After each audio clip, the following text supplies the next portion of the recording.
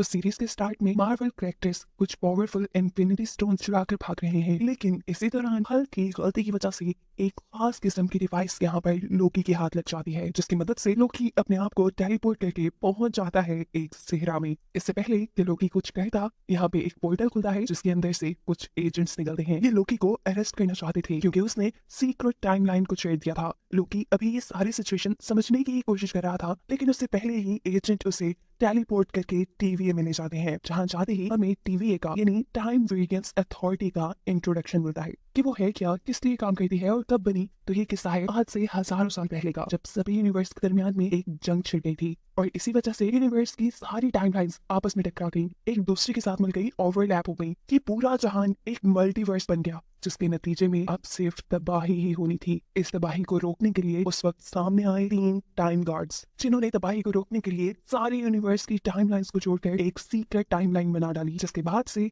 ये तीनों time guards लोगों का फ्यूचर डिजाइन करने लगे, आसान लफ्जों में लोगों की किस्मत लिखने लगे कि किस टाइम में क्या होगा। होना जो भी था सिर्फ सीक्रेट टाइमलाइन के अंदर होना था। अब इस सीक्रेट टाइमलाइन में भी छोटी मोटी प्रॉब्लम्स आ जाती हैं, जैसा कि किसी और टाइमलाइन का बन जाना। ऐसे में मल्टीवर्स के दोबारा बनने के यानी तबाही के चांसेस बढ़ जाते हैं और इस वक्त पर टीवी के एजेंट्स अपना काम दिखाते हैं किसी भी और बनने वाली टाइमलाइन को खत्म करने का। नई बनने वाली टाइमलाइंस के खत्म होने से सीक्रेट टाइमलाइन दोबारा से बिल्कुल ठीक काम करना शुरू कर देती है। जो भी कोई इंसान कोई नई टाइमलाइन बनाने की कोशिश करता है, टीवी के एजेंट उन्हें पकड़ लेते हैं और उन्हें टीवीए वाले बुलाते हैं वेरिएंट्स। जैसे अभी इन्होंने लोकी को पकड़ा था, लोकी को जज के सामने ले आते हैं। जज पूछते हैं तुम्हारे ऊपर सीक्रेट टाइमलाइन को छेड़ने का इल्जाम है, क्या तुम इसे मानते हो? लोकी कहता है नहीं, आप गलत इंसान को पकड़ रहे हैं। टाइम में छेड़छाड़ तो मार्वल्स कर रहे थे, उन्हीं की वजह से मुझे ये डिवाइस मिली और इसी डिवाइस की मदद से मैं टेलीपोर्ट हो पाया। यहाँ जज उससे बताती है कि मार्वल्स का टाइम ट्रेवल करना पहले ही फ्यूचर में लिखा हुआ था, लेकिन तुम्हारा वहां से भागना नहीं, क्योंकि मार्वल एवेंजर्स को एंशिएंट वॉक ने बताया था कि अगर सभी इंफिनिटी स्टोन्स को असली जगह पर रख दिया जाए तो कोई भी नई टाइमलाइन नहीं बनेगी और जो पहले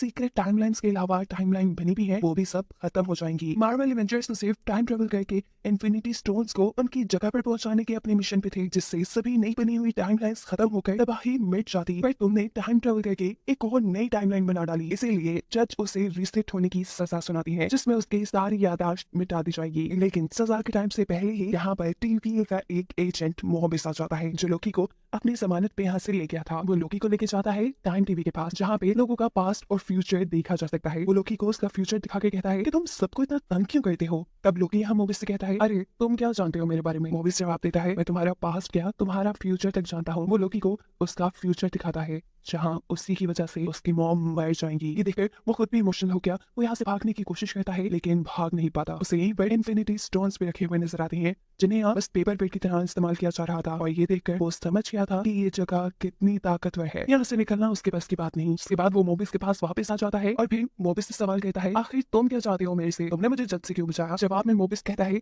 कि मुझे तुम्हारे ही वेरिएंट्स यानी दूसरे लोकी जो कि दूसरी टाइमलाइंस में है और सीक्रेट टाइमलाइन से छेड़छाड़ कर रहे हैं उनको पकड़ना है। लोकी तैयार हो जाता है और इसी दौरान इन्हें खबर मिलती है कि वेरिएंट लोकी ने इस मर्तबा टीवीए के एक एजेंट को ही गायब कर लिया है। लोकी को अब ये मामला काफी गंभीर लग रहा था, इसलिए वो कहता है कि हमें ये प्रॉब्लम सॉल्व करने के लिए टाइम गार्ड से मिलना चाहिए। और लोकी की ये बात टीवीए के बाकी एजेंट्स को जो इस मिशन का पार्ट थे उन्हें शक में डाल देती है कि लोकी टाइम गार्ड से मिलने की बात क्यों कर रहा है। होना हो जरूर उसने टाइम गार्ड्स को मारकर टीवीए पर कब्जा करने की प्लानिंग की होगी। इसी शक के चलते सभी लोकी को इस मिशन से निकाल देते हैं। पर मोबिस को अभी भी लगता था कि उन्हें लोकी को एक मौका जरूर देकर देखना चाहिए। लोकी भी अपने ऊपर लगाए इल्जामात के बावजूद अपने वेरिएंट को ढूंढने की कोशिशों में लग जाता है और रिसर्च करते हुए उसे ये बात मालूम होती है कि वो वेरिएंट ऐसी जगहों पर जाकर छुप रहा है जो जगह डिफरेंट टाइमलाइंस में तबाह होने वाली हो, और अगर ऐसी जगह पर वो कोई भी काम करता है उसका फर्क सीक्रेट टाइमलाइन पे नहीं पड़ेगा, क्योंकि वो जगह तो खुद ही तबाह होने वाली है। मोबिस को लोकी की बताई ये थ्योरी थोड़ी ठीक लग रही थी, इसलिए ये लोग उन जगहों को सर्च करना शुरू करते हैं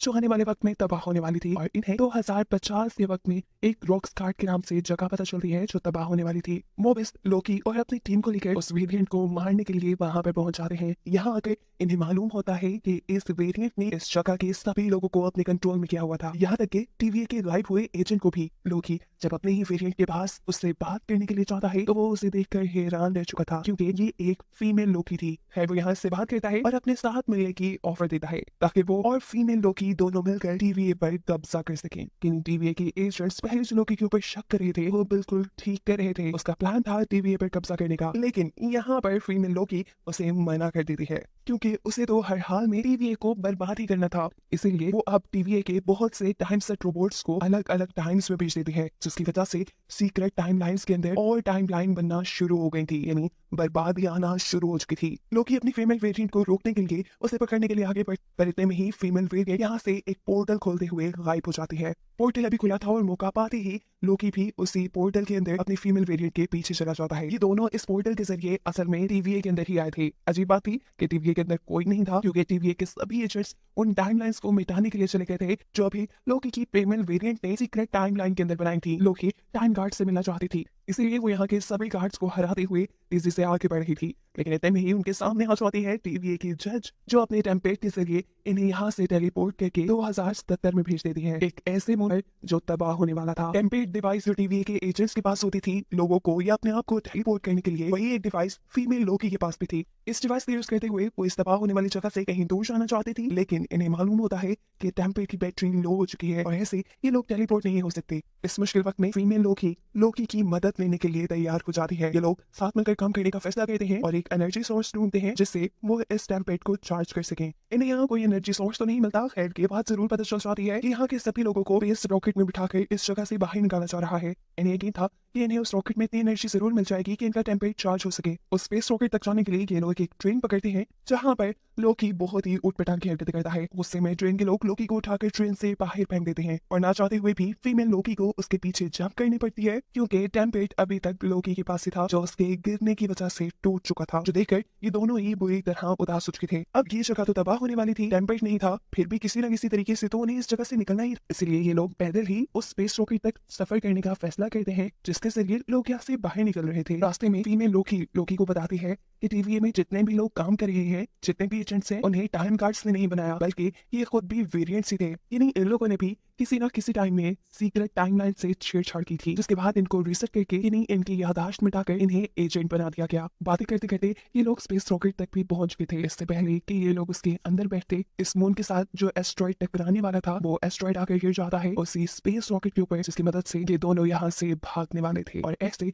इनकी आखिरी उम्मीद भी टूट जाती है। उदास सभी को यहाँ अपने भयानक बचपन की यादें आने लगती हैं। जब वो बहुत छोटी थी तो एक दिन टीवीए के एजेंट्स उसके पास आकर उसे ले गए, हालांकि उसका कोई कसूर नहीं था। इतनी सी बच्ची सीक्रेट टाइमलाइन के साथ कैसे छेड़छाड़ कर सकती थी, लेकिन पता नहीं क्यों टीवी वाले की बात समझे ही नहीं। इनसे अपने आप को बचाने के लिए फीमेल लोकी, जो कि उस टाइम बच्ची थी, उसने एक एजेंट का टेम्पलेट चुराया और वहां से भाग गई। वो दिन और आज का दिन टीवीए वाले उसके पीछे पड़े हैं, लेकिन वो आज तक उनके हाथ नहीं आई। इसीलिए तो फीमेल लोकी टीवीए से इतनी नफरत करती थी क्योंकि टीवीए ने उसके मॉम डैड के साथ उसका बचपन भी छीन लिया था। ये सभी बातें वो दूसरे लोकी को बता रही थी क्योंकि अब जिस जगह वो थे वो जगह तबाह होने वाली थी और हो सकता था कि ये दोनों भी यही मर जाते। ये दोनों ही इमोशनल होकर एक दूसरे के करीब आ जाते हैं और इनके करीब आने से दोनों टाइमलाइंस में थोड़ी छेड़छाड़ होती है और ऐसे टीवी वालों को इनकी लोकेशन पता चल जाती है। वो लोग आकर इन दोनों को ही अरेस्ट कर लेते हैं। इन दोनों को ही टीवी में लेकर आया जाता है जहां मोबिस लोकी से गुस्सा था। लोकी उसे समझाने की कोशिश करता है कि नहीं, मैंने तुम्हें धोखा नहीं दिया और वैसे भी टीवी को जो तुम समझ रहे हो टीवी वो नहीं है। यहाँ के सभी एजेंट्स को टाइम कार्ड्स ने नहीं बनाया बल्कि वो तो सबके सब वेरिएंट्स ही थे। लेकिन मोबिस उसकी एक बात सुनने को तैयार नहीं था और उसे यहाँ सजा के तौर पे एक टाइम लूप में फंसा देता है। जबकि दूसरी तरफ ही में लोकी जिस एजेंट के पास थी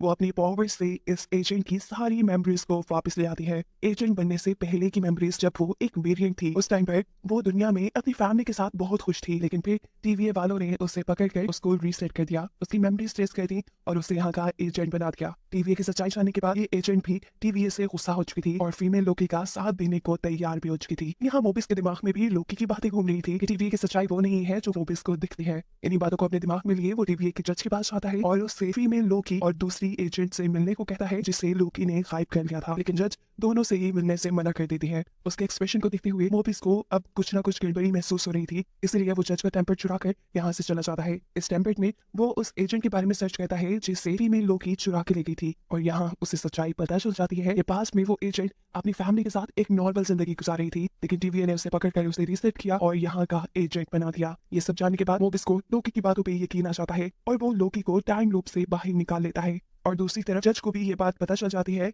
कि मोबिस को उसकी हकीकत पता चल चुकी है, इसलिए वो मोबिस को जाकर कत्ल कर देती है। जिसके बाद वो लोकी और फीमेल लोकी को लेकर आती है टाइम गार्ड्स के पास, जो इन दोनों को भी रीसेट करने का ऑर्डर दे देते हैं। लेकिन वक्त रहते ही यहाँ जाती है वो एजेंट जिसे अपनी सच्चाई मालूम हो चुकी थी। वो लोकी और फीमेल लोकी को बचाने के लिए यहाँ एक टाइम गार्ड का सर काट देती है और इन्हें सबसे बड़ी सच्चाई मालूम होती है कि ये टाइम गार्ड्स तो सिर्फ एक मामूली से रोबोट्स थे और ये रोबोट्स एक के मरने के बाद सभी खुद ब खुद मर गए थे। और इस चीज से इन्होंने अंदाजा निकाल लिया था कि टीवीए को बनाने वाले ये टाइम गार्ड्स नहीं बल्कि कोई और है। अभी ये लोग बातें ही कर रहे थे कि टीवीए की जज आकर पीछे से लोकी को मार देती है। फीमेल लोकी उससे लड़ने की कोशिश करती है लेकिन ये जज उसे पकड़ लेती है क्योंकि उसे टीवीए के बारे में फीमेल लोकी से बहुत कुछ जानना था जो कि वो खुद भी नहीं जानती थी। जबकि दूसरी तरफ हम देख रहे हैं कि लोकी मरने के बाद एक ऐसी जगह पर पहुंच चुका है जहाँ उसके बहुत से वेरिएंट है, यानी उसी जैसे ओवर लोकी। फीमेल लोकी को मारने के लिए यहाँ जज से गुस्सा थी, जिस बात पर जज उसे बताती है कि लोकी अभी मरा नहीं है, वो सिर्फ व्हाइट नाम की एक जगह पे चला गया है। सीक्रेट टाइमलाइन की एंड पे ये एक ऐसी जगह है जहाँ पे कुछ भी हो जाए उसका असर सीक्रेट टाइमलाइन पे नहीं पड़ता। उस जगह से बाहर निकलना भी नामुमकिन है क्योंकि वहाँ पे एक बहुत बड़ा ड्रैगन रहता है जो उस जगह की हिफाजत करता है। जज को लगता था कि जरूर वॉइड के अंदर ही टीवीए का असली क्रिएटर छुपा होगा। अब ये लोग बातें ही कर रहे थे कि यहाँ पे टीवीए के बाकी एजेंट्स आ जाते हैं जो सिल्वी को देखकर पकड़ लेते हैं, लेकिन इससे पहले ही सिल्वी जज के वेपन से अपने आप को भी खत्म कर लेती है और पहुंच जाती है वॉइड नामी उसी जगह पर। जिसके बाद जज खुद टीवीए की स्टार्टिंग फाइल्स को ढूंढने लग जाती है, टीवीए की हकीकत जानने के लिए कि आखिर उसे बनाया किसने। जबकि दूसरी तरफ हमें वॉइड का सीन दिखाया जाता है। वॉइड के अंदर लोकी के सभी वेरिएंट एक साथ बैठे हुए थे। ये सब लोग अपनी अपनी कहानी असल लोकी को बता रहे थे। वो ये भी बताते हैं कि इन्होंने इस जगह से निकलने की बहुत कोशिश की लेकिन उस ड्रैगन की वजह से ये लोग यहाँ से निकल नहीं पाए। अब वॉइड नामी इस जगह को ही उन्होंने अपना घर मान लिया है, अपनी दुनिया मान ली है। अब ये लोग बातें ही कर रहे थे, देखते ही देखते इस जगह पे लोकी की और भी बहुत से वेरिएंट आ जाते हैं जो यहाँ आते ही बिला वजह आपस में लड़ने लगे थे। मौके का फायदा उठाते हुए एक टेम्परेचर से ही लोकी वहाँ से बाहर निकल आता है और उसके पीछे उसके 3 वेरिएंट भी। अब फीमेल लोकी को भी हम वॉइड के अंदर देख रहे थे, इस लोकी के पीछे जिसके पीछे यहाँ का ड्रैगन पड़ चुका था, लेकिन सही टाइम पे वो भी आकर उसकी जान बचा लेता है। वो इस टाइम वॉइड में इसलिए था क्योंकि उसे भी टीवीए के एजेंट्स ने मार दिया था। जिसके बाद अब मोबिस और फीमेल लोकी आकर असल लोकी और उसके वेरिएंट से मिलते हैं। इन सब लोगों को किसी भी तरह वॉइड से बाहर निकलना था, जिसका सिर्फ एक ही रास्ता था कि ये लोग ड्रैगन को हरा दिए। और इस काम में लोकी का दूसरा वेरिएंट उनकी मदद करने का फैसला करता है। ये वेरिएंट यहाँ पर अपनी पावर से एक इमेज क्रिएट करता है, एक महल बना देता है जिसके अंदर अब वो ड्रैगन इनसे लड़ने के लिए आ गया था। फीमेल लोकी और लोकी दोनों हाथ मिलाकर अपनी पावर्स को कंबाइन करते हैं और एक साथ टीम वर्क करने पे ये लोग फाइनली ड्रैगन को हराने में कामयाब भी हो गए थे। लेकिन इस सारी लड़ाई के दौरान एक बुरा काम ये हुआ था कि लोकी के जिस वेरिएंट ने उनकी मदद की थी वो मारा जा चुका था। उस ड्रैगन के मरते ही यहाँ से एक ग्रीन कलर का पर्दा हटता है और दूसरी तरफ में एक महल दिखाई देता है। ये दोनों लोग समझ आते हैं कि जरूर इसी महल के अंदर टीवीए का असली क्रिएटर होगा और ये जो ड्रैगन था वो वॉइड की नहीं बल्कि उसी महल की हिफाजत कर रहा था। ये लोग इस महल के अंदर चले जाते हैं जहाँ सबसे पहले इनसे मिलती है मिस मिनट। ये एक एआई सिस्टम था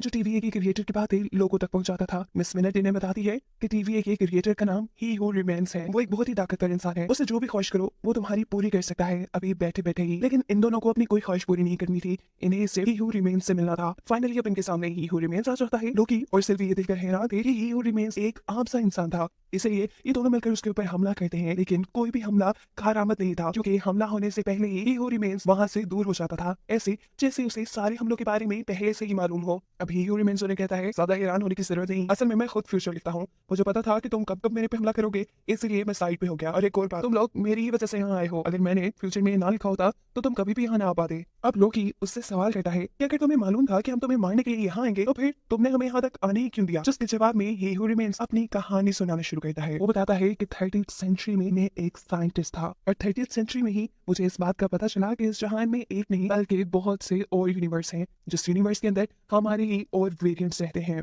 मजेदार की बात ये थी कि उस टाइम तक सिर्फ मैंने ही नहीं बल्कि बाकी यूनिवर्स में रहने वाले ही हू रिमेन्स ने भी इन बातों का पता चला लिया था कि यहाँ पर और भी यूनिवर्स हैं, बल्कि उनकी टेक्नोलॉजी तो और भी ज्यादा स्ट्रॉन्ग थी। उन्होंने तो एक यूनिवर्स से दूसरे यूनिवर्स में आने तक के तरीके भी ढूंढ लिए थे। जिसके बाद मेरे सभी वेरिएंट्स जो कि अलग-अलग यूनिवर्स में रहते थे वो सब आपस में मिले और उन्होंने अपनी अपनी टेक्नोलॉजी एक दूसरे के साथ शेयर की। लेकिन फिर एक दिन ऐसा आया कि मेरे एक बुरे वेरिएंट ने दूसरे यूनिवर्स पर कब्जा करने के लिए जंग शुरू कर दी, जिस जंग के नतीजे में बहुत सी टाइमलाइंस मिल गई और यहाँ मल्टीवर्स बन गया। इस सारी लड़ाई में मैं जो यहाँ बैठा हूँ, मैंने एक ऐसे क्रिएचर, एक ऐसे ड्रैगन को ढूंढा जो सब कुछ खा सकता था और मैंने उसी ड्रैगन की मदद से बाकी सभी यूनिवर्सेस के अपने सभी वेरिएंट को मरवा दिया। जिसके बाद सिर्फ एक ही हू रिमेन्स यानी मैं बचा और एक ही टाइमलाइन बची और अपनी ही टाइमलाइन की हिफाजत करने के लिए मैंने टीवीए को बनाया। ही हू रिमेन्स कहता है कि अगर तुम दोनों यहाँ पर मुझे मार दोगे तो यहाँ दोबारा से मल्टीवर्स बन जाएगा, एक जंग दोबारा से शुरू हो जाएगी। यहाँ पर अब ही हू रिमेन लोकी के असल सवाल का जवाब देता है और कहता है कि मेरे बाकी वेरिएंट्स बहुत बुरे हैं, उन्हें मैं अपनी जिम्मेदारी नहीं दे सकता, लेकिन मैं भी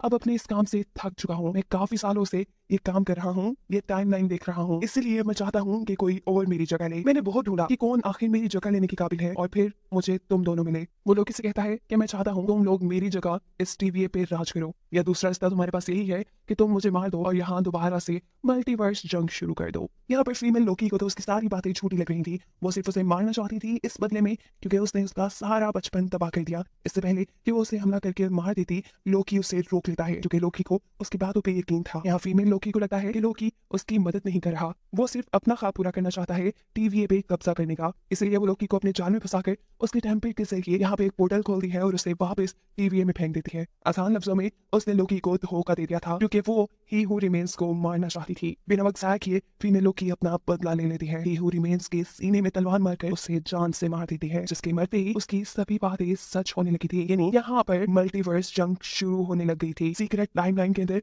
बहुत सी और टाइमलाइंस आकर जुड़ने लगी थी, जिसे अब टीवीए वाले भी कंट्रोल नहीं कर पा रहे थे। लोकी जो अब टीवी के अंदर आ गया था, वो जल्दी से जाकर मोबिस से मिलता है। वो मोबिस को बताता है कि मैंने टीवीए के क्रिएटर ही हू रिमेन्स को पकड़ ही लिया था, लेकिन फिर अचानक मुझे टीवीए में भेज दिया गया। उसकी ये सारी बातें मोबिस को समझ नहीं आ रही थी, क्योंकि मोबिस रीसेट हो चुका था। उसे लोकी बिल्कुल याद नहीं था। उसे यही बातें करते करते लोकी यहाँ पर ही हू रिमेन्स का स्टैचू देखता है और उसे ये बात समझ आ जाती है कि जिस टाइम पर उसे फीमेल लोकी ने यहाँ भेजा, उसके फौरन बाद फीमेल लोकी ने ही हू रिमेन्स को मार दिया, और इसीलिए आज ही हू रिमेन्स का ये स्टैचू यहाँ पर है। ही हू रिमेन्स के मरते ही उसके बुरे वेरिएंट्स ने टीवीए पर, इस दुनिया पर, सीक्रेट टाइमलाइन पर कब्जा कर लिया होगा, और अब दुनिया किस हाल में होगी ये बात कोई नहीं जानता। इसी सस्पेंस के साथ ये सीरीज यही खत्म होती है।